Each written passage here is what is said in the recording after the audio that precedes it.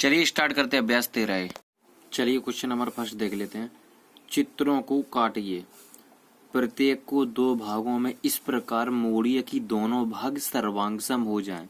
यानी कि ये कह रहा है कि ये जो चित्र हमें दिए गए हैं इनको हमें बीचों बीच से काटना है, बीचों बीच से काटना है और इस प्रकार काटना है कि कटा हुआ एक हिस्सा दूसरे हिस्से को अच्छी तरह पूरी तरह ढक ले, तो तभी तो हमें मालूम पड़ेगा कि ये अच्छी तरह कट चुका है। ठीक है ना, तो इसको हमें बीचों बीच से काटना है जो दोनों भाग समान हो जाए। ठीक है ना, चलिए इसमें पहला पार्ट देख लेते। देखिएगा इसमें पहला डायग्राम है, इसको हम लोग काट लेते हैं। देखिए इस प्रकार काटते हैं। अगर यहाँ से बीचों बीच से हम लोग पहले इसे यहाँ से काटने बीचों बीच से, अगर यहाँ से काटते हैं एक तो ये दोनों हिस्सा बराबर हो जाएंगे। पहले तो ये ऊपर नीचे के दोनों बराबर हो जाएंगे तिरछा काटने से। ठीक है ना, बेड़े काटेंगे तो ये बराबर हो जाएंगे। अगर ऐसा ना काटना चाहो तो ऊपर से खड़ा भी काट सकते हैं बराबर लेके, यहाँ से भी कट जाएगा। ठीक है ना, यहाँ से भी बराबर बराबर दो भाग कट जाएंगे। पहले यहाँ से काट दिए थे, अगर यहाँ से ना काटना चाहो तो यहाँ से भी काट दोगे तो ये दोनों इससे बराबर हो जाएंगे। ठीक है, अगर यहाँ से भी ना काटना चाहो तो ऐसे काट देंगे, इसे इधर से ऐसा काटेंगे इधर से, तो ये दोनों हिस्से जो है ना वो बराबर हो जाएंगे। ठीक है ना, तो इस प्रकार से ये वाला कट गया। ऐसे ये वाला काट लेते हैं, ऐसे हम लोग ये वाला काटेंगे, यहाँ से काटेंगे बीचों बीच से, एक हिस्सा ऊपर नीचे को हो गया, फिर ऊपर से काट देंगे हम लोग, ये भी कट गया, यानी बराबर हिस्से हो जाएंगे। ऐसे यहाँ से भी इसे काट देंगे, ये कट गया। ठीक है ना, ऐसे ये वाला देख लेते हैं। ये वाला भी हम लोग सीधा पहले तो यहाँ से बीचों बीच से काट देंगे तो ये दोनों इससे बराबर हो गए। अब ऊपर से खड़ा हुआ काट देंगे तो फिर ये दोनों बराबर हो जाएंगे नहीं हो जाएंगे। ठीक है ना, ऐसे हम लोग ये व्रत को भी काट लेंगे बीचों बीच से, व्रत को बीचों बीच से ऐसे काट देंगे यहाँ से दो पार्ट्स में, इधर से ऐसा काट देंगे तिरछा। बस ये आपके आंसर हो गए। ठीक है ना बच्चों, चलिए क्वेश्चन नंबर सेकंड देख लेते हैं। चलिए क्वेश्चन नंबर सेकंड देख लेते हैं। नीचे बने चित्रों को यदि बिंदुदार रेखाओं पर दो भागों में मोड़ा जाए तो प्रत्येक के दोनों भाग सर्वांगसम है या नहीं। ठीक है ना, तो इसमें हमें ये बताना दिएगा, दो इसमें कुछ चित्र दिए गए हैं और इसको दो भागों में बांटा गया है, तो इसमें हमें सिर्फ ये बताना है कि कौन सा सर्वांगसम है और कौन सा नहीं है। अगर है तो हाँ लिखना है और नहीं है तो नहीं लिखना है। ठीक है ना, चलिए इसमें पहला देख लेते हैं। पहला है, देखिए यहाँ पे एक आपको आयत दिया गया, आयत को बीचों बीच से उसने काट दिया है, तो इसका मतलब ये दोनों भाग जो है वो हमारे समान है, क्योंकि इस भाग से वो वाला भाग ढक जाएगा। दोनों बराबर दिख रहे हैं तो इसका मतलब ये क्या है, सर्वांगसम है। तो यहाँ पे लिखना है आपको हाँ, बस और कुछ नहीं लिखना है, बस इतना आपको लिखना था हाँ। ठीक है ना, ऐसे ही ये वाला देख लेते हैं सेकंड वाला। इसमें भी आपको एक ये दिया गया है, तो इसमें ये जो लाइन काटी है ये एक तरफ है और एक तरफ बड़ा हिस्सा, एक तरफ छोटा हिस्सा है। ठीक है ना, तो इसका मतलब ये जो है सर्वांगसम नहीं है, क्योंकि ये छोटा हिस्सा है ये बड़ा हिस्सा है, यहाँ से एक साइड से काटा हुआ है, तो इसका मतलब ये जो है ना वो सर्वांगसम नहीं है। ठीक है ना, ऐसे ये वाला देख लेते हैं। ये वाला यहाँ से ये आपको वर्ग दिया गया है। ठीक है ना, ये वर्ग है, तो इसमें या तो आप यहाँ से काट लीजिएगा या यहाँ से या यहाँ से, जो हमने फर्स्ट क्वेश्चन में बताया था वैसे ही है। ठीक है ना, तो यहाँ से इसने बीचों बीच से काट दिया है, तो ये वाला और ये वाला दोनों इससे क्या है, बराबर है, तो इसका मतलब ये वाला जो है ना सर्वांगसम है। ठीक है, तो पहला है, ये वाला नहीं है, ये वाला भी है। ठीक है ना, चलिए आगे देखते हैं। चलिए इसका अगला क्वेश्चन भी देख लेते हैं। ये आपको व्रत दिया है, व्रत को उसने बीचों बीच से काट दिया, तो दोनों इससे बराबर हो गए, इसका मतलब ये वाला भी सर्वांगसम है। ठीक है ना, ये वाला देख लेते हैं। इसमें ये आपको त्रिभुज दिया गया है, तो त्रिभुज में क्या है, ये थोड़ा ऊपर की साइड कटा हुआ है। अगर यहाँ पे होता तो बराबर होता, ऊपर है तो ये छोटा हो गया, ये बड़ा हो गया, इसका मतलब ये सर्वांगसम नहीं है। ठीक है ना, चलिए इसके आगे और भी देख लेते हैं। इसके दो क्वेश्चंस बचे हैं, ये दोनों और देख लें, 6 और 7। तो इसमें आपको आयत दिया गया, आयत, तो आयत को क्या उसने 20 से काट दिया, यहाँ से भी काट सकते थे यहाँ से भी काट सकते, तो यहाँ से काटा है, दोनों इससे बराबर है, इसका मतलब ये जो है ना मेरा सर्वांगसम है। कैसे, दोनों इससे बराबर है, इससे ये ढक जाएगा। ठीक है ना, ऐसे ये वाला देख लेते हैं। ये हिस्सा छोटा है, ये हिस्सा बड़ा है, तो इसका मतलब ये सर्वांगसम नहीं है। क्या नहीं है, ये था मेरे पास। ठीक है ना, ये था, तो इसमें ये हिस्सा छोटा था, ये हिस्सा है मेरा बड़ा, तो ये कितना चौड़ा दिखाई दे रहा है, चौड़ा नहीं, इसका मतलब ये मेरा सर्वांगसम नहीं है। ठीक है ना, ये हो गया आपके आंसर। चलिए क्वेश्चन नंबर 3 देखते हैं। चलिए बच्चों क्वेश्चन नंबर 3 देख लेते हैं। निम्न त्रिभुजों को उनके कोणों के आधार पर वर्गीकृत कीजिए। तो ये 3 त्रिभुज हैं, इनके कोण के आधार पे हमें इनको क्या वर्गीकृत करना है, ठीक है ना। चलिए पहले देखते हैं। इसमें आपको 3 कोण दिए गए हैं, 28 डिग्री है, 120 डिग्री और 32 डिग्री है। इसमें 80, 70, 30 और इसमें है 30, 90 और 60। तो इसमें क्या करना है आपको, सिर्फ सबसे बड़ा कोण देखना है। कौन सा सबसे बड़ा? इन 3 में सबसे बड़ा 120 है और इनमें 80 और इनमें 90 है, ठीक है ना। तो हमें बड़े कैसे देखना है, सबसे पहले ये देख लीजिएगा। तो इसमें पहला आपको दिया है 120। तो ये कौन सा कोण है? 120 है, हमें बड़ा देखना है। 120 है बड़ा, तो ये कौन सा कोण है? जो कोण 90 से 180 के बीच में हो उसे हम लोग क्या कहते हैं? हम लोग अधिक कोण कहते हैं। जो कोण 90 से 180 के बीच में उसे हम लोग अधिक कोण कहते हैं, बड़ा कोण। तो ये कौन सा कोण हो गया? अधिक कोण हो गया। कौन सा? अधिक कोण, क्योंकि बड़ा कोण 180 और 90 के बीच में है, ये हो गया अधिक कोण। अब ये वाला देख लेते हैं 80 डिग्री। तो 0 से 90 के बीच का कोण कौन सा कोण होता है? न्यून कोण। तो 0 से 90 के बीच में 80 आया बड़ा, तो 0 से 90 के बीच का कोण कौन सा हो गया? न्यून कोण। तो ये हो गया आपका न्यून कोण, ठीक है ना। बड़ा कोण देखना है। इसमें भी इन तीनों में बड़ा है मेरा 90 डिग्री का जो बड़ा कोण है वो कौन सा है? समकोण। बस ये आपके आंसर हो गए, ठीक है ना बच्चों। चलिए क्वेश्चन नंबर 4 देख लेते हैं। चलिए बच्चों क्वेश्चन नंबर 4 देख लेते हैं। निम्नलिखित त्रिभुजों को उनके भुजाओं के आधार पर वर्गीकृत कीजिए। तो ये 4 त्रिभुज हैं। अभी इससे पहले मैंने क्वेश्चन नंबर 3 में कोणों के आधार पर वर्गीकृत किया था, अब भुजाओं के आधार पर करेंगे, ठीक है ना। तो इसमें पहला देख लेते, देखिए इसमें भुजाएं देखनी है। तो इसमें तीनों भुजाएं देखते हैं। एक तो 3 सेंटीमीटर, ये भी 3 सेंटीमीटर, यानी कि दोनों बराबर भुजाएं, और ये हमारी अलग है। तो जिसकी इसमें दोनों भुजाएं बराबर, 2 भुजाएं बराबर और तीसरी भुजा अलग है।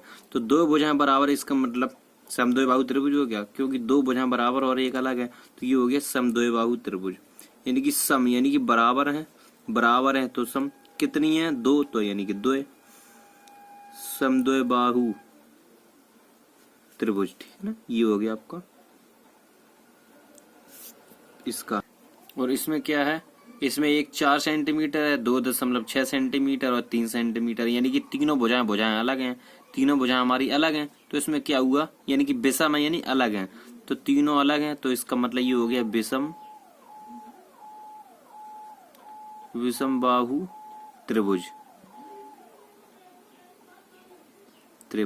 ठीक है ना। विषम है यानी कि तीनों अलग अलग है, तो हो गया विषम बाहु त्रिभुज, ठीक है ना। ऐसे ये वाला देख लेते हैं। 3 सेंटीमीटर, 3.5 सेंटीमीटर और 2 सेंटीमीटर, ये तीनों भी अलग हैं। तो ये भी हमारा विषम बाहु त्रिभुज हो गया, विषम बाहु त्रिभुज, ठीक है ना। तीनों अलग अलग भुजाएं तो विषम बाहु हो गए। इसमें 2 समान थी तो दो सम हो गई, 2, ठीक है ना। तो 2 समद्विबाहु त्रिभुज हो गया। इसमें देखते हैं 3 सेंटीमीटर, 3 सेंटीमीटर, 3 सेंटीमीटर, यानी कि तीनों भुजाएं मेरी क्या है? बराबर है। तो इसमें मेरा क्या हो गया? सम है, यानी कि तीनों, तो समबाहु त्रिभुज, ठीक है ना।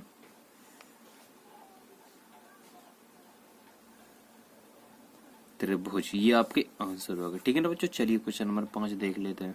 चलिए बच्चों क्वेश्चन नंबर 5 देख लेते हैं। नीचे 2 रेखाखंड दिए गए हैं, ठीक है ना। दोनों रेखाखंड सर्वांग सम है, यानी कि दोनों सर्वांग सम है। क्या है? सर्वांग सम, यानी कि समान है, दोनों रेखाखंड समान है। उसमें पहली बोल दिया है सर्वांग सम है, ठीक है ना। यदि ए बी बराबर 4.5 सेंटीमीटर और सी डी की लंबाई बता दी है मेरे भाई, उसने यहाँ पे क्या बोला है? दोनों रेखाखंड जो वो क्या है? सर्वांग सम है, यानी कि समान है। तो ये वाला भी और ये वाला भी क्या है? समान है। तो जब ए बी की लंबाई मेरे भाई, जब ए बी की लंबाई 4.5 हो गई, तो उसने पहले बोल दिया सर्वांग सम, तो सी डी की लंबाई भी तो 4.5 ही हो गई। कितनी?